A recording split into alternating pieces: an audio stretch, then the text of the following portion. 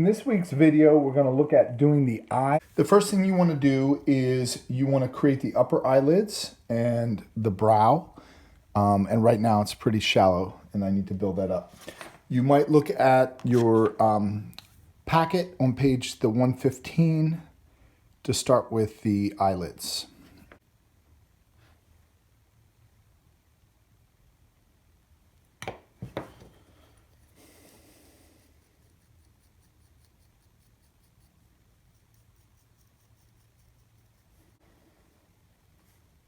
So I'm not adding very much clay. It's a small piece, but I'm thinking about the angle of it.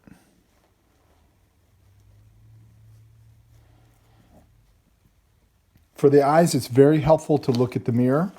And in all of your sculpture, it's very nice to move your head side to side. That's kind of why it's best to have it on a banding wheel. Mine is on a banding wheel.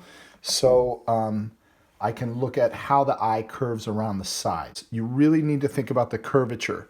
This is going to be true when you build the structure of the eye as well.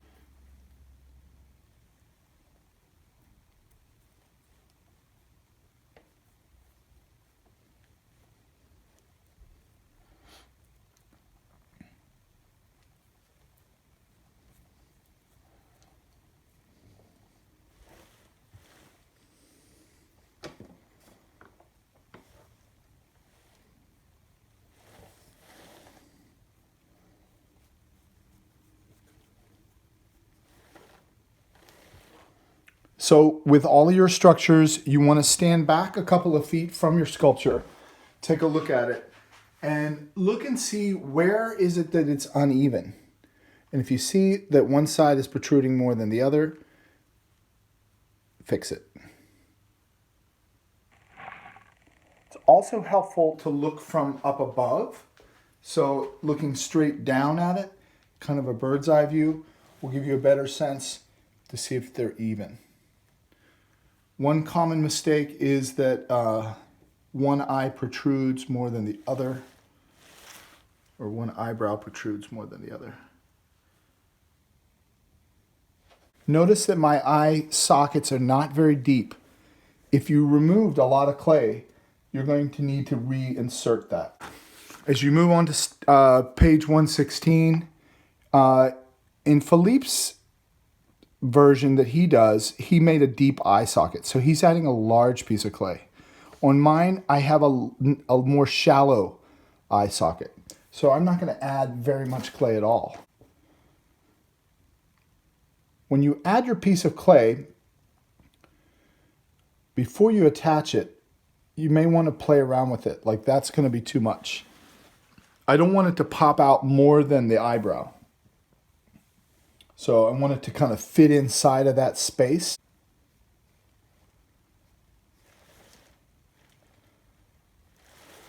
I'm testing the shapes. And sometimes it's nice to sort of test your shapes before you actually slip and score them and start to sculpt them.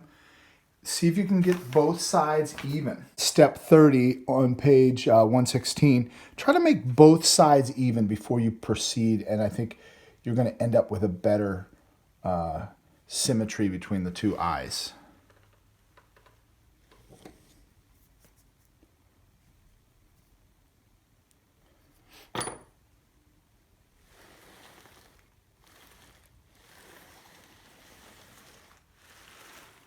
Now I need to slip and score it, so I'm gonna pry it out with the fettling knife.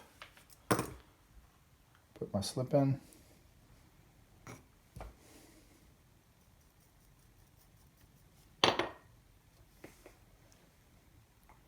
There's a lot of ways to express your eyes, and so this is also a good time to look at a photograph or creating a photograph. In the photograph I made, my eyes are somewhat shut, or they actually are shut in that top photograph. I think what I'll do, just so that you guys can see, I'll go ahead and do an eye, and then I'll think about closing it.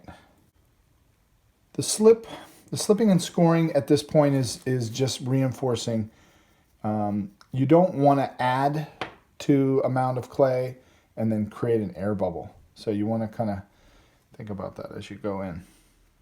This is an important step to really step back again and see the evenness of the eyes? Is the angle here the same as over here? And if it's not, you need to adjust that, and you might want to use that mirror. Okay, so either using a photograph or using a mirror, looking at your own eyes and looking at what kind of an angle do you have. One of the things to think about, and you can see it more on this left eye, on the right eye here, I need to take a little of this clay out. So you're going to take your time and make sure that the spaces in here are important, because this is what's going to create shadows. I'm going to go ahead and double check my measurements, see if my eyes are about the same width. And same like when we did the teeth, I have two choices. I can either remove clay or I can push it.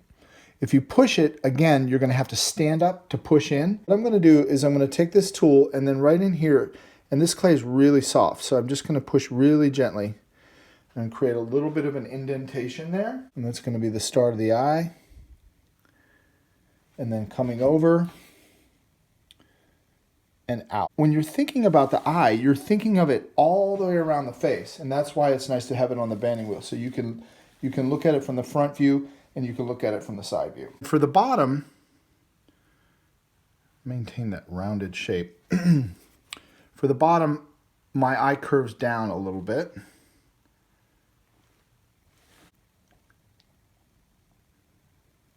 So basically, when I'm sort of like cradling this eye form. Cradling the eye form, and then that's going to start to create that eyelid. This part, I want it to come down a little bit more. And in here, I can use that back of that tool. That's what I love this tool, because you can really get in there and you can define those areas. All right, I'm going to go for this lower lid. And right here, it kind of lifts up a little bit. Press this in a little bit more. I feel like it's popping out too much. So I'm going to do that. Kind of messed it up. You have to go slow with the eyes, because it's really easy to make a mistake. I sometimes let that clay dry a little bit too. It's a little easier.